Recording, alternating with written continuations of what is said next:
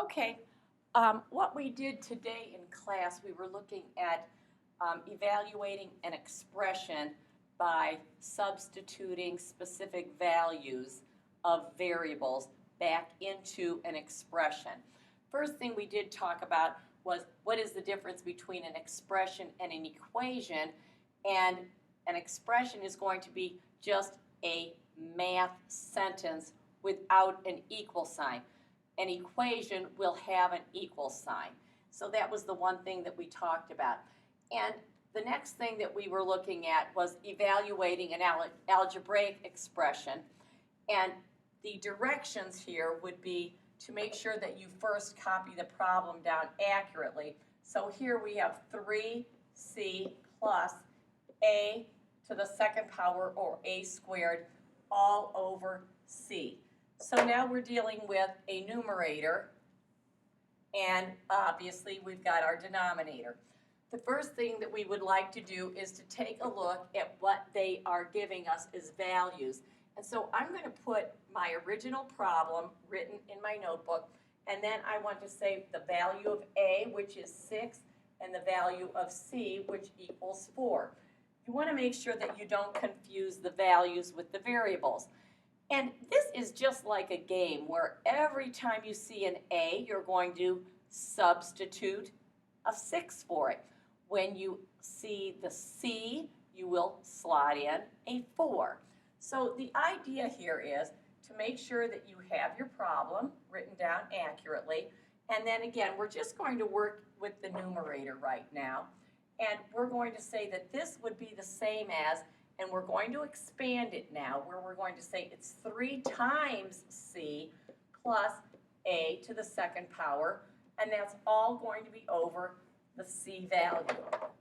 I'm going to move these values up top here so that we can take a look at what we're doing a little better. I'm going to just go ahead and move this over. And now we can substitute our variables. So every time I see the C, I'm going to put a 4. Every time I see an A, I'm going to put a 6. So right now there's an A here, and then we have our C values right there. One in the numerator, one in the denominator. And I can go ahead and copy this and substitute the variable. So here I'm going to have 3 times C, and the C equals 4, plus A, well, instead of the A, I'm going to put in the value of 6, and it's raised to the second power, or 6 squared, all over C. The value of C happens to be a 4. Now, I'm going to go ahead and just copy this, and I'll just group it together so that I can move it down further and keep working. Now, when I keep working, I can take a look.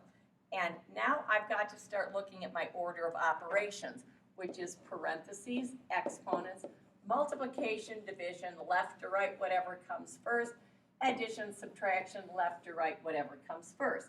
Well, in this case, I am going to do it step by step. So the first thing in my numerator happens to be 6 to the second power. So I can copy this and say that I have 3 times 4 plus 6 to the second power.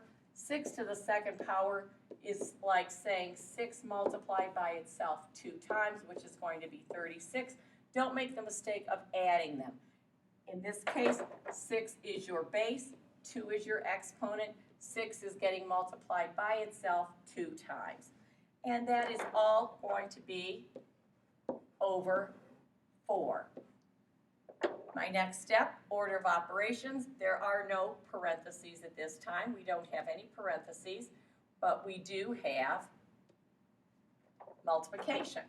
3 times 4. So 3 times 4 is going to give me 12 plus 36, and it is still going to all be over 4.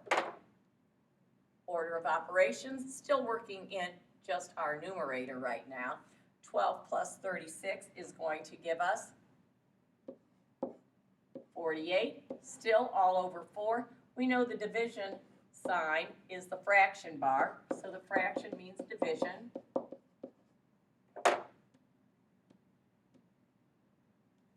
And so 48 divided by 4 is going to give us 12, and that would be our answer. And we're done.